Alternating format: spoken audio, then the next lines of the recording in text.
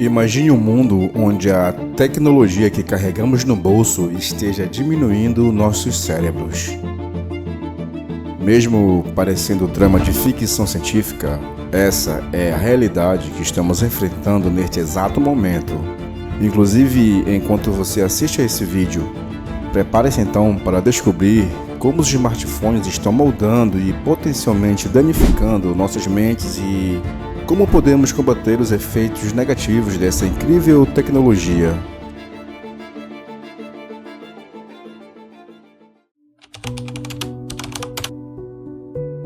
Ivan Pavlov, um médico russo do início do século XX, treinava cães para salivar sem que houvesse comida por perto.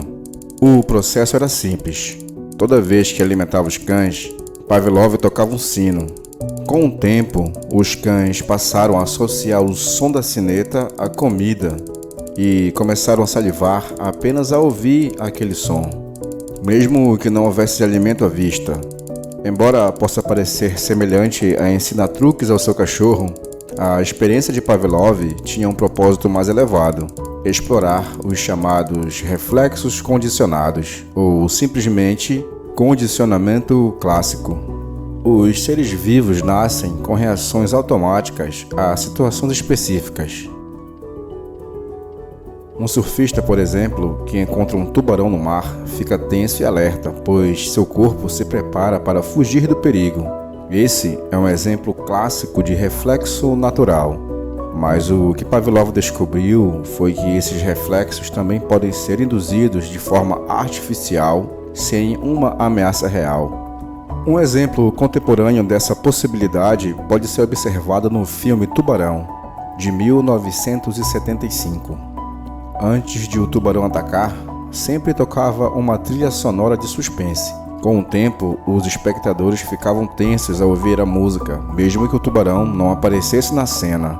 Os espectadores reagem como os cães de Pavlov, pois ficam tensos ao ouvir a música porque aprenderam que ela anuncia perigo, explica Edward Cardas, psicólogo da Universidade do Sul do Arkansas, nos Estados Unidos.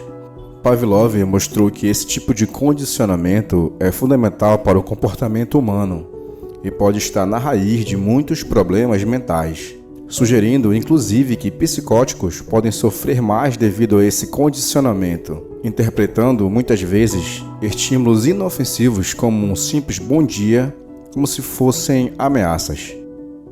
As descobertas de Pavlov influenciaram áreas além da psicologia, como a publicidade, por exemplo. Comerciais que associam liberdade a uma marca de cerveja ou associam felicidade a uma rede de fast food aplicam, em essência, os princípios de Pavlov para criar associações positivas nas mentes dos consumidores. Mas o que tem a ver as experiências de Pavlov com o uso excessivo de smartphones na atualidade? No dia 6 de março de 1983, foi vendido o primeiro telefone celular da história.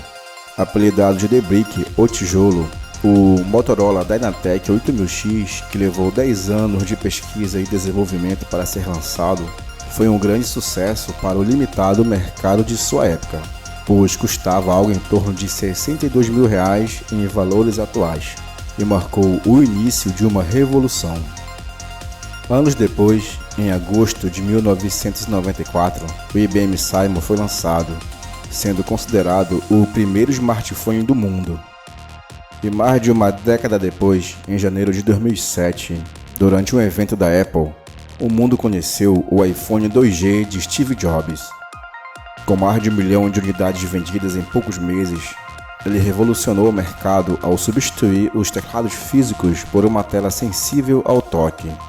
O iPhone 2G também introduziu o sistema operacional iOS e a App Store, mudando para sempre a maneira como usamos nossos celulares. No início, poucas pessoas previram o impacto do iPhone, mas rapidamente os smartphones começaram a dominar nossas vidas. À medida que os anos passaram, eles se tornaram mais rápidos, com mais recursos e aplicativos mais sofisticados. No entanto, junto com essas melhorias vieram algoritmos desenhados para nos prender, muitas vezes às custas de nossa saúde mental. E é nesse ponto que a referência aos cães de Pavlov nos ajuda a entender toda essa dinâmica de uso descontrolado dos smartphones. Mesmo quando não estamos ativamente usando esses dispositivos, sua simples presença, mesmo que desligados, pode provocar um aumento de ansiedade ou uma expectativa de recompensa. Esse fenômeno pode ser comparado aos reflexos condicionados observados por Pavlov. Assim como os cães que salivavam ao ouvir o sino, muitas pessoas sentem uma necessidade quase compulsiva de verificar o celular ao vê-lo, mesmo que ele esteja desligado. Estudos têm mostrado também que a presença de um celular pode reduzir a qualidade das interações sociais e diminuir a capacidade de concentração.